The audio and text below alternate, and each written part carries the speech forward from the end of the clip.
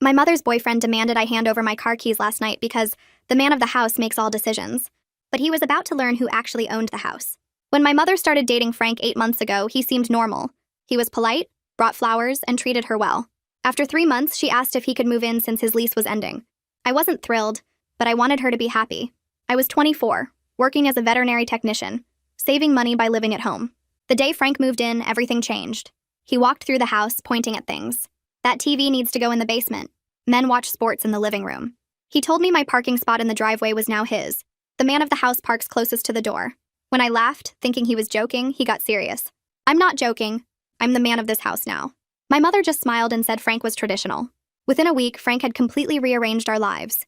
He decided what we watched on TV, what we ate for dinner, and when we could use the washing machine. He told me I couldn't have friends over without his permission. When my boyfriend Adam visited, Frank sat between us on the couch and said no touching under his roof. He started going through my mail, saying the man of the house needs to know everything happening in his domain. When I complained to my mother, she said Frank was just establishing boundaries and I should respect him. Last month, Frank announced new house rules, posted them on the refrigerator. No music after 8, no guests without 48 hours notice. Everyone contributes grocery money to him directly. He'd handle all the shopping. I had to text him when I left and when I'd return. My mother thought it was sweet that he wanted to protect us. I started spending more time at Adam's place. Frank called me disrespectful for avoiding family time. He said real women support their household leadership. Started demanding I cook dinner 3 nights a week because that's women's work. When I refused, he turned off the Wi-Fi router and said I'd lost internet privileges until I learned respect. 2 weeks ago, Frank decided my room should be his office. Told me I could move to the smaller guest room since I barely contributed anything anyway. My mother agreed, saying Frank worked from home sometimes and needed space. I was furious but packed my things.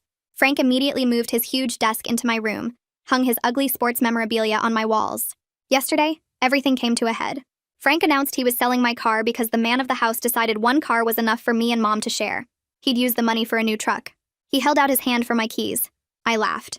He got in my face and said this wasn't a request. My mother stood behind him, telling me not to make a scene. That's when our doorbell rang. It was Mrs. Hendricks from next door with her daughter Elaine, who's a real estate attorney. Frank tried to close the door, saying we were having family time. Mrs. Hendricks pushed past him. Actually, I need to speak with the homeowner. Frank puffed up his chest. That's me.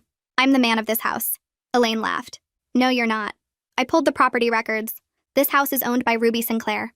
My mother looked confused. That's my grandmother. She died 5 years ago. Mrs. Hendricks smiled at me. Actually, she left the house to Julia. Your mother has been living here as Julia's guest. My mother's face went white. That's impossible. Mom left the house to me. I finally spoke up. No, she left it to me. You were broke after the divorce and begged me not to tell anyone because you were embarrassed. You said we'd just keep living like normal. I agreed because I loved you and wanted you to feel secure. Elaine pulled out her tablet showing the deed. Julia's owned this house for 5 years. Frank turned to my mother, shocked, and my mother started crying. Frank's face changed fast, going from shocked to angry in seconds. He spun toward my mother and got right up close to her. Did you know about this? His voice was loud and sharp. Did you know she owned the house this whole time? My mother shook her head hard, tears running down her face. She kept saying no over and over, her hands shaking. I had no idea, I swear, Frank. I thought my grandmother left it to me. Mrs. Hendricks didn't move from the doorway, standing there with her arms crossed like she was making sure Frank couldn't push anyone around or make them leave. I could feel my heart beating hard in my chest and my hands were sweaty. This was my house. My house. I finally found my voice and it came out stronger than I expected. Frank, you need to leave my house. Right now. He turned to look at me and actually laughed, this mean sound that made my stomach tight. You can't just kick me out, sweetheart. I have rights as a resident. I've been living here for 8 months. My mother jumped in, her voice all shaky and desperate. Julia, please, we need to talk about this calmly as a family. Can we all just sit down and discuss this like adults? Elaine stepped forward, her lawyer voice calm and clear.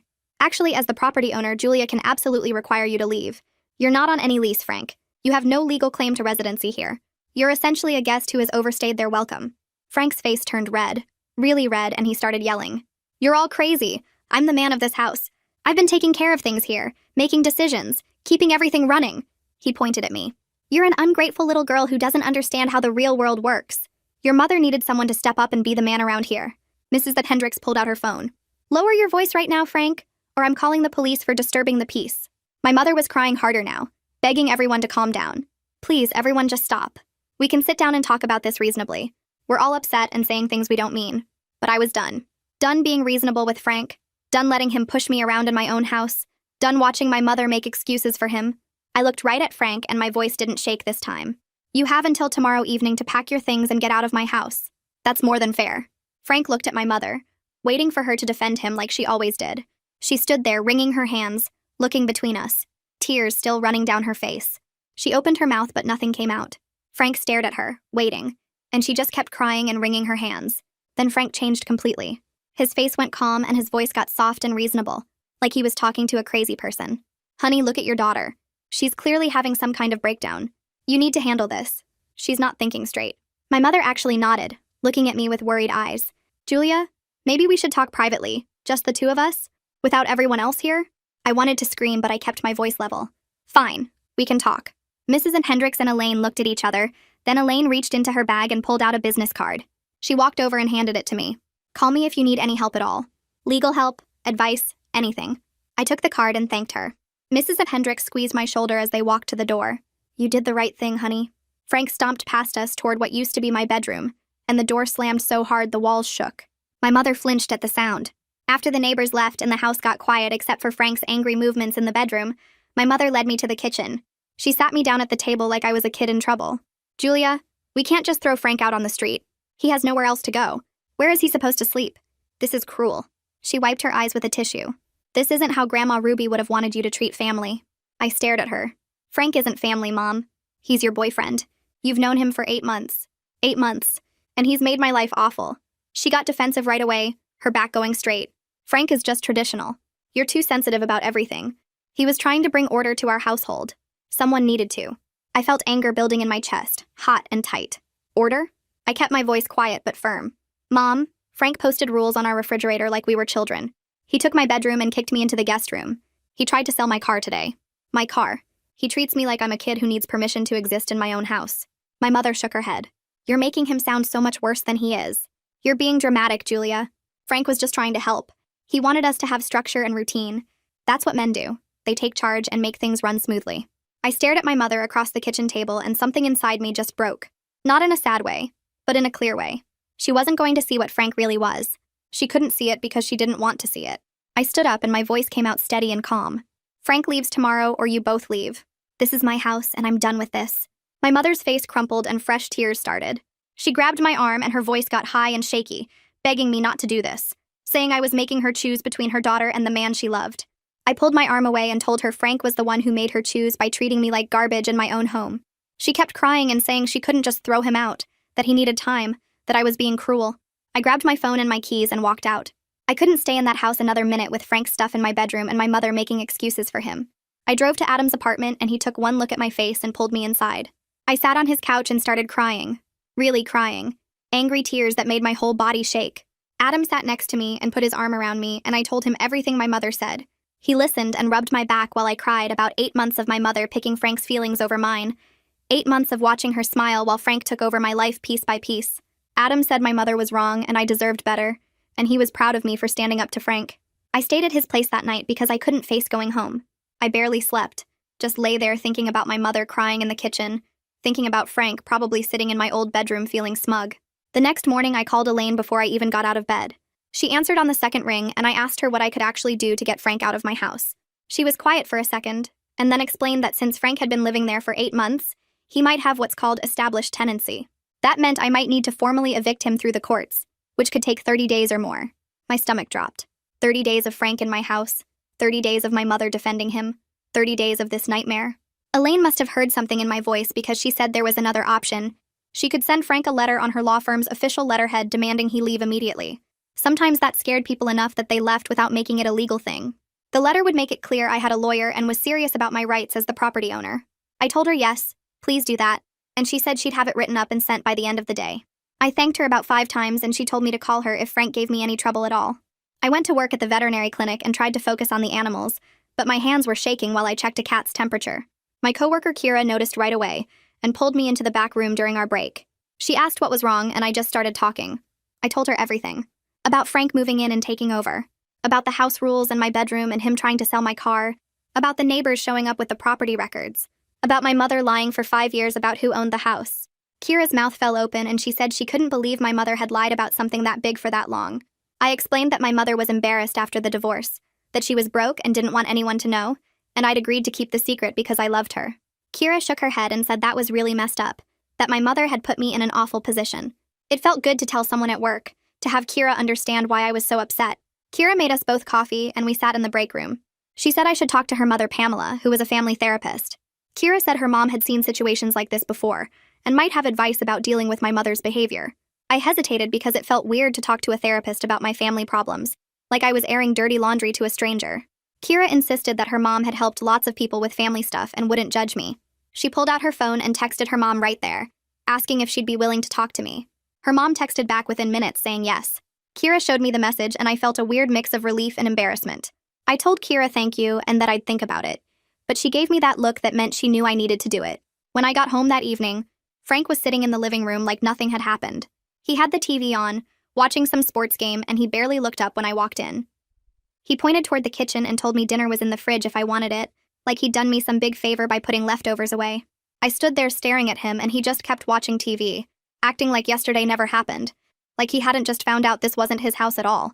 My mother wasn't anywhere I could see. I walked over and stood between Frank and the TV. I told him he was getting a legal letter tomorrow demanding he leave my house. Frank laughed. Actually laughed and said I was wasting my money on lawyers. He said I couldn't just kick him out and that I'd figure that out soon enough. My mother came out of her bedroom looking terrible, her eyes all red and puffy, her hair a mess. She walked over and stood next to Frank and begged me to give him more time to find a place. She said it wasn't fair to just throw him out with nowhere to go. I looked at my mother and asked her why she was protecting a man who had been awful to me for 8 months. She flinched, but then her face got defensive. She said I didn't understand how hard it was to find love at her age, that dating was different now, that good men were hard to find. She said Frank made her feel safe and taken care of, that he handled things she didn't want to deal with, that I was being selfish by threatening all of that. Frank nodded along like she was making perfect sense. I felt something cold settle in my chest. I looked at my mother standing there defending Frank and I finally understood. She was so desperate for a man, any man, that she'd let him walk all over both of us. She'd been so scared of being alone after the divorce that she'd grabbed onto Frank and refused to see what he really was. I told her that being alone was way better than being with someone who treated your daughter like garbage. I said she deserved better than a man who tried to control everything and disrespected me in my own house.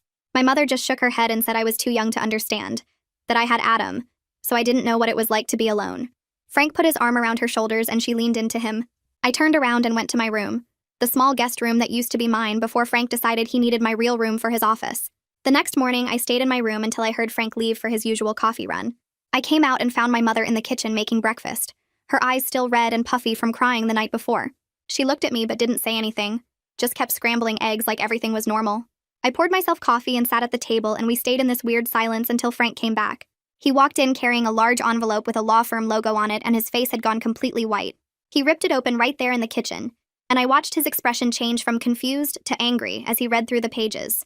He threw the letter down on the table and turned to my mother with this look of total rage. He told her she needed to do something about her daughter's attitude right now.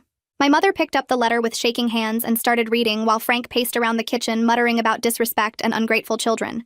The letter was from Elaine and it laid out everything in clear legal language. I owned the house, Frank had no legal claim to residency, and he needed to vacate within 7 days or face formal eviction proceedings. My mother finished reading and looked at me with this expression like I'd betrayed her somehow. She said we needed to talk about this as a family and find a reasonable solution. I told her there was nothing to discuss. Frank needed to leave my house. My mother's voice got higher and more desperate as she suggested maybe Frank could stay just 2 more weeks while he looked for a place. She said 2 weeks wasn't much to ask, and it would give Frank time to find something decent. I looked at her standing there pleading for more time for a man who had made my life hell for 8 months. I said no. He has until the end of this week, and that's more generous than he deserves. Frank slammed his hand on the counter and said I was being vindictive and cruel. He turned to my mother and started this whole speech about how he'd done nothing but try to help our family, how he'd brought structure and order to our chaotic household, how he'd tried to teach me respect and responsibility. My mother was nodding along like his words made perfect sense, and I felt this cold anger spread through my chest.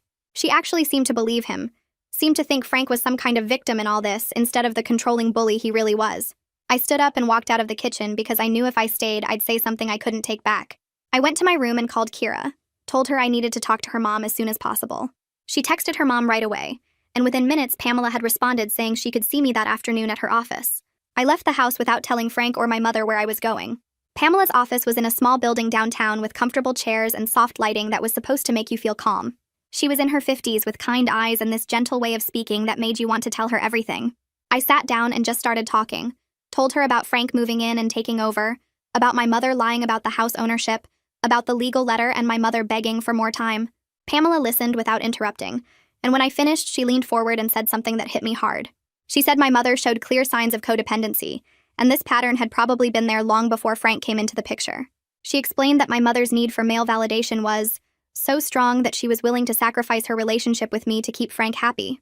Pamela said women like my mother often felt incomplete without a man and would tolerate terrible behavior rather than face being alone. I asked if there was anything I could do to make my mother see what Frank really was. Pamela shook her head and said I couldn't fix my mother or change how she saw Frank. I could only control my own boundaries. She told me to prepare myself for the possibility that my mother might choose to leave with Frank rather than stay in my house without him. That thought made my stomach hurt, but I knew Pamela was right. She said the healthiest thing I could do was stand firm on my boundaries and let my mother make her own choices, even if those choices hurt me. We talked for almost an hour, and by the end I felt clearer about what I needed to do, even though it scared me. That night I found my mother alone in the living room and sat down next to her. I told her I loved her, but I wouldn't let Frank stay in my house any longer. She started crying immediately and said I was forcing her to choose between her daughter and the man she loved. I said Frank was the one who created this whole situation by being controlling and mean to me in my own home. My mother wiped her eyes and admitted that Frank could be difficult sometimes, but she said he'd been hurt before in past relationships and just needed patience and understanding. I stared at her and suddenly saw the pattern so clearly. She was making excuses for Frank's behavior the same way she probably made excuses for my father before the divorce. I asked her if she remembered how bad things got with my father before she finally left him. I asked if Frank's behavior reminded her of anything from that time. She got defensive immediately and said Frank was nothing like my father, that I didn't understand what I was talking about. But I saw her face change as she said it, saw the recognition flash in her eyes before she pushed it away. She knew I was right, but she didn't want to admit it. Frank must have been listening from the hallway because suddenly he came storming into the living room. He got right in my face and said I was trying to poison my mother against him with lies and manipulation. He called me a spoiled brat who had never worked for anything in my life, living in a house I didn't earn. He said my grandmother probably left me the house by mistake, that she couldn't have known what an ungrateful little girl I'd turn out to be. I stood up so we were eye to eye and told him my grandmother left me this house because she trusted me to take care of it. I said that included not letting bullies take it over and turn it into their personal kingdom. Frank's face went dark red and he called me a word that made my mother gasp. She finally spoke up and told him to stop, but her voice was so weak and shaky that it didn't mean anything. Frank ignored her completely and kept staring at me with pure hate in his eyes. I didn't back down, didn't look away, just stood there meeting his glare until he finally turned and walked back to the bedroom. My mother followed him a few seconds later and I heard them talking in low, angry voices through the door. I sat back down on the couch and my hands were shaking, but I felt stronger than I had in months. I'd stood up to Frank in my own house and I hadn't backed down.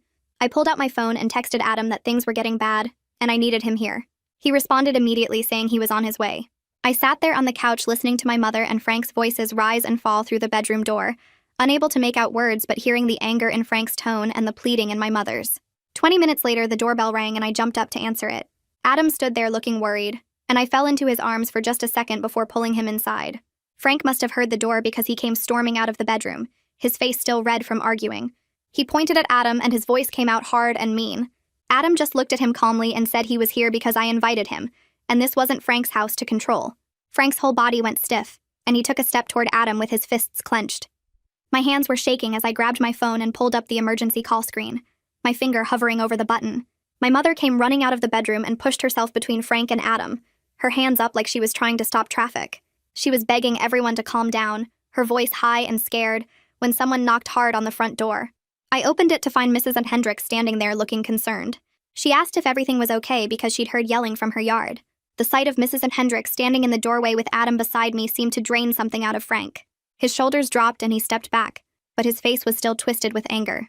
He turned and walked back toward the bedroom, muttering under his breath about being disrespected in his own home. My mother followed him immediately, trying to put her hand on his arm, and I heard their voices start up again behind the closed door. Mrs. Hendricks came inside and closed the door behind her, then put her hand on my shoulder. She told me she'd been watching Frank's behavior for months now, and she'd been worried about me. Her voice was gentle but serious when she said her late husband used to work with cases involving domestic violence, and Frank showed all the classic signs of someone trying to establish control. I felt something click into place in my brain as she said it. Frank had been slowly cutting my mother and me off from our normal lives, taking control of our money and our space and our choices. Mrs. Hendricks squeezed my shoulder and told me I'd done the right thing standing up to him before it got worse, that these situations only go one direction if nobody stops them. Adam stood close to me the whole time, his presence solid and reassuring in a way that made me realize how different he was from Frank. After Mrs. Hendricks left and Adam went home, I tried to sleep but kept waking up thinking about everything she'd said. The next morning, I got up early and went to the home office to grab some papers I needed for work. That's when I saw my financial documents scattered all over the desk. Bank statements, tax returns, the deed to the house. Everything I kept in the locked filing cabinet was spread out like someone had been going through them carefully. The filing cabinet drawer hung open and I could see Frank had forced the lock. My stomach dropped as I realized he'd been searching for something to use against me, probably trying to find proof that I didn't really own the house, or that I owed money or anything he could twist into leverage. I took pictures of everything with my phone, then carefully gathered all the papers and took them to my room. My hands were shaking with anger as I scrolled through my contacts and found Elaine's number. She answered on the second ring and I told her what I'd found. Her voice got sharp and professional as she said that going through someone's private financial documents without permission could be considered invasion of privacy.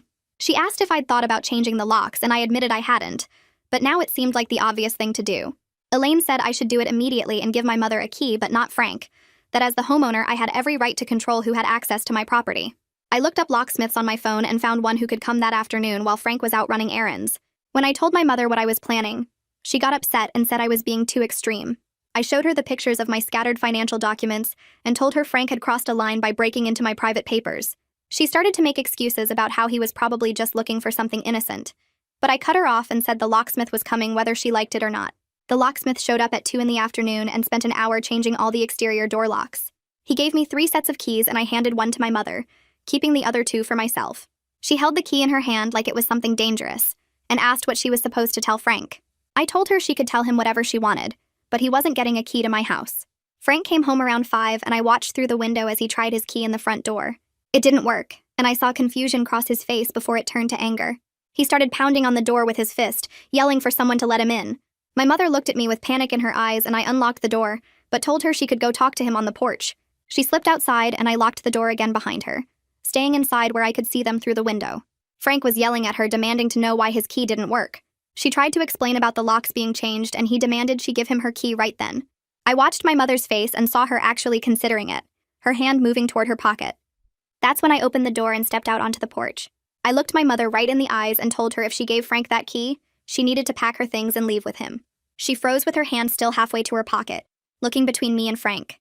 Her face showed how torn she was, caught between her daughter and this man she'd only known 8 months. She pulled her hand back and shook her head at Frank. His face went from red to almost purple, and he started yelling that she was weak and pathetic for letting her daughter control her.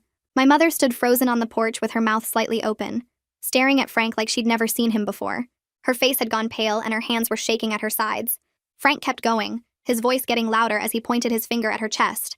He told her she was stupid for letting a kid run her life, and that she'd never find another man willing to put up with her drama. My mother took a small step backward and bumped into the porch railing. I watched her eyes fill with tears, but this time they looked different, like she was finally seeing something she'd been avoiding. Frank grabbed her arm and told her to get inside and pack her things because they were leaving together. She tried to pull away, but his grip tightened and I saw her wince.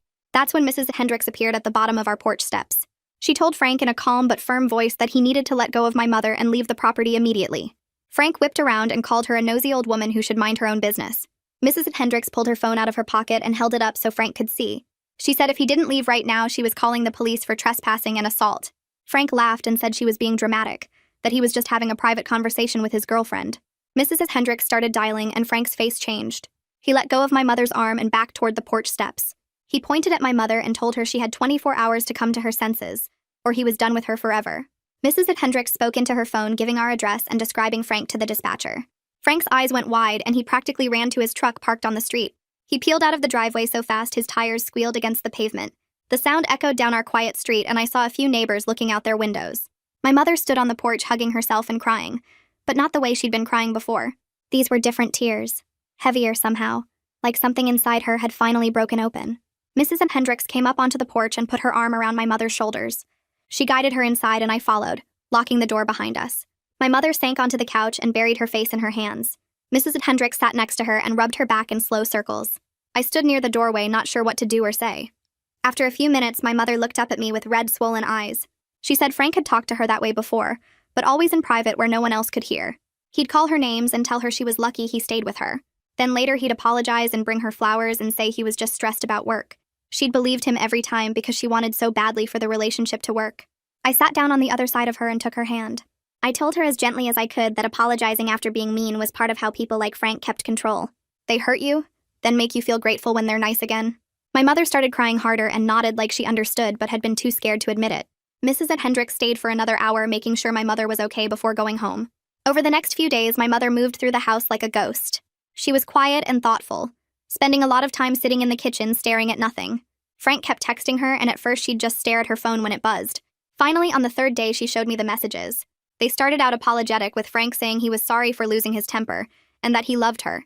But as the days went on and she didn't respond, the texts got nastier. He called her pathetic and said she was nothing without him. He demanded she convince me to let him back in the house. He said if she really loved him, she'd stand up to her daughter. The last text said she was going to regret throwing away the best thing that ever happened to her. My mother's hands shook as she held the phone. I suggested she block his number, but she said she needed to officially break up with him first. She was scared of how he'd react if she just cut off contact. I offered to be there when she did it, and she looked relieved. Adam said he'd come too, so we'd have extra support. My mother called Frank the next morning and told him to meet her at the coffee shop on Main Street at 2 that afternoon. She said they needed to talk, and he agreed, probably thinking he could convince her to change her mind. We got there 15 minutes early and picked a table near the front window where lots of people could see us. Adam sat at a different table nearby, pretending to work on his laptop. Frank showed up exactly on time, wearing the cologne my mother liked and carrying flowers. He sat down across from her and tried to hand her the bouquet, but she didn't take it. He set them on the table between them and started talking fast. He said he'd been under a lot of stress and didn't mean the things he'd said. He told her he loved her and wanted to work things out. My mother sat up straighter and looked him in the eye. She told him it was over and that he needed to collect his remaining things from the house with me present. Frank's face went from hopeful to confused to angry in the span of about 5 seconds. He leaned across the table and said she was making a huge mistake. He told her she'd never find anyone else who would want her. My mother stood up and said goodbye. Frank grabbed her wrist and raised his voice, asking where she thought she was going. Several people in the coffee shop turned to look. Adam got up from his table and walked over. Frank let go of my mother's wrist and she walked out the door without looking back. I followed her and Adam stayed behind to make sure Frank didn't try to follow us. 2 days later, Frank showed up at the house with some guy I'd never seen before. I was ready with Adam and Mrs. Hendricks both there as witnesses. Frank barely looked at any of us as he went straight to what used to be my bedroom. He packed up his big desk by taking it apart piece by piece. His friend helped him carry it out to his truck. Then they came back for the ugly sports stuff he'd hung on the walls. Frank grabbed his clothes from the closet and shoved them into garbage bags. The whole time, he didn't say a single word. My mother stood in the hallway watching him with her arms crossed. When Frank had everything loaded in his truck, he came back to the front door one last time. He looked at my mother and told her she was making the biggest mistake of her life. He said she'd come crawling back within a month, begging him to take her back. My mother's voice was steady when she told him goodbye. She closed the door and locked it, and we all heard his truck drive away. I locked the deadbolt and turned around to find my mother standing in the hallway with her hands covering her face. Her shoulders shook and she made these awful sobbing sounds that I hadn't heard since the divorce. I walked over and put my arm around her, and she collapsed against me, crying so hard she could barely breathe. Between sobs, she kept saying she was sorry, that she should have believed me about Frank, that she let him treat me terribly in my own house. Adam and Mrs. Hendricks quietly let themselves out the front door, giving us privacy.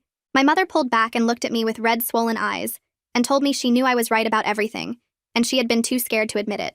She said Frank made her feel wanted, and she got so caught up in that feeling that she ignored how he treated me. I sat down on the couch and pulled her down next to me and told her I forgave her, but we needed to work on our relationship. I said she had a pattern of losing herself in relationships with men, and it wasn't healthy for either of us. She nodded and wiped her eyes and admitted she knew she did that, but didn't know how to stop. I suggested she start seeing Pamela for therapy, since Pamela had already been so helpful to me in understanding the situation. My mother looked surprised that I had talked to a therapist about our family, but then said she thought that was a good idea. She asked if I really thought Pamela would see her, and I said I'd ask Kira to check. My mother squeezed my hand and said she wanted to be better and do better, and she was grateful I hadn't given up on her.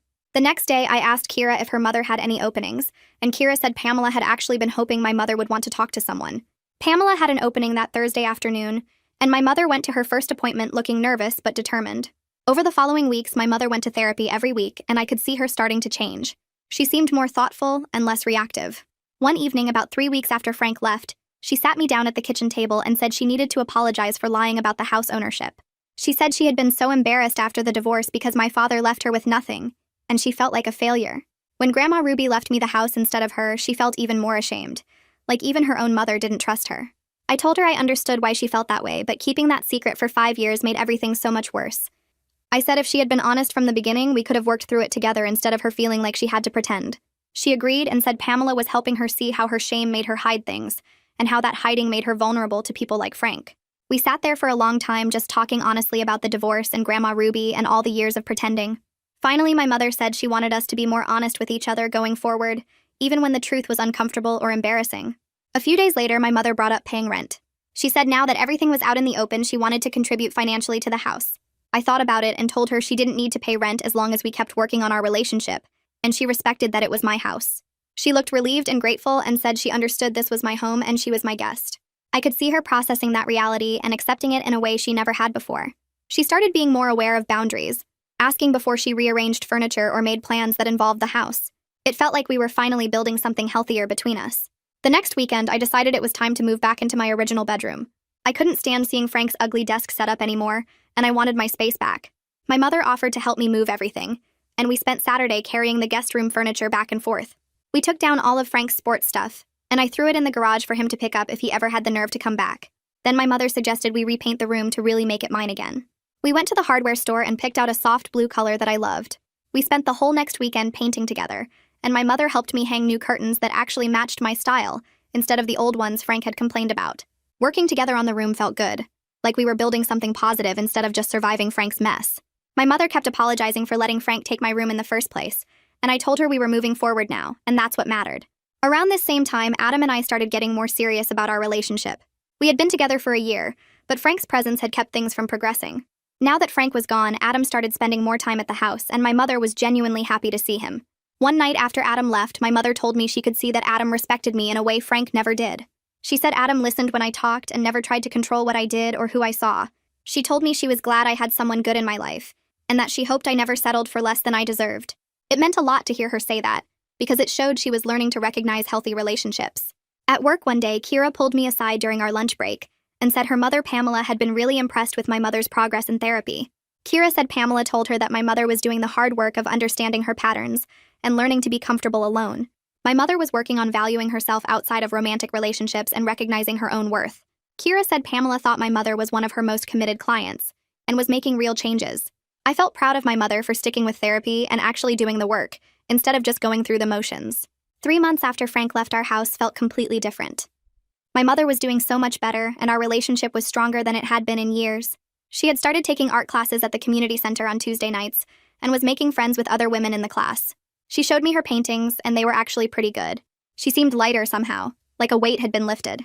She laughed more and stopped checking her phone constantly hoping for texts from men. She told me she was learning to enjoy her own company and didn't feel desperate for male attention anymore. We started having movie nights together and cooking dinner as a team, and it felt like we were finally building the kind of relationship we should have had all along.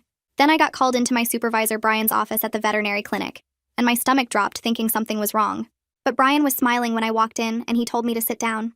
He said the practice was promoting me to senior technician with a nice raise. I was shocked because I had only been there 2 years, and senior positions usually went to people with more experience. Brian said he was impressed with how I handled everything in my personal life while still being excellent at my work. He said I never let my problems at home affect my care for the animals or my relationships with clients. He told me I had shown real maturity and leadership, and the practice wanted to invest in my future there. I thanked him and walked out of his office feeling like things were finally coming together in my life. A few days after my promotion, my mother sat me down at the kitchen table with 2 cups of tea. She told me she had been thinking about dating again someday, but this time she wanted to do things differently. She said she wouldn't introduce anyone into our home until she was absolutely sure about them, and she wanted to take at least 6 months before even considering that step. I reached across the table and squeezed her hand. I told her I was really proud of her for learning from what happened with Frank, and for putting our relationship first. She smiled and said therapy was helping her understand that she didn't need a man to feel complete. That weekend, Adam came over and we sat on the back porch talking about where our relationship was going. He said he could see us getting married someday, and maybe buying our own place together. I realized as we talked that standing up to Frank had changed something fundamental in me. I wasn't afraid to set boundaries anymore, even with people I loved. I told Adam I wanted a partner who respected me as an equal, and he said that's exactly what he wanted too. We talked about our future plans and dreams, and it felt healthy and balanced in a way my mother's relationship with Frank never was. The next afternoon, Mrs. Hendricks knocked on my door holding a plate of cookies. She came in and sat with me in the living room. She told me she was proud of how I handled everything with Frank and my mother. Then she said something that made me tear up.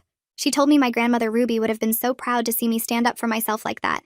Mrs. Hendricks said Ruby was one of the strongest women she ever knew, and she always hoped I would inherit that strength. I thanked her for everything she did to help us, and she just patted my hand and said that's what neighbors do. That evening, I was sitting in my living room with my mother on one side and Adam on the other. We were watching a movie that we all actually wanted to watch instead of whatever Frank would have demanded. My mother reached over and squeezed my hand. She told me thank you for not giving up on her even when she made it really hard. She said she knew she chose Frank over me too many times and she was sorry. I squeezed back and told her I loved her. As I sat there between the two people I cared about most, I realized something important. Sometimes the hardest thing to do and the right thing to do are exactly the same thing. Standing up to Frank was terrifying and hurt my relationship with my mother temporarily, but it was absolutely the right choice. Now we were both better for it, and our relationship was stronger than ever.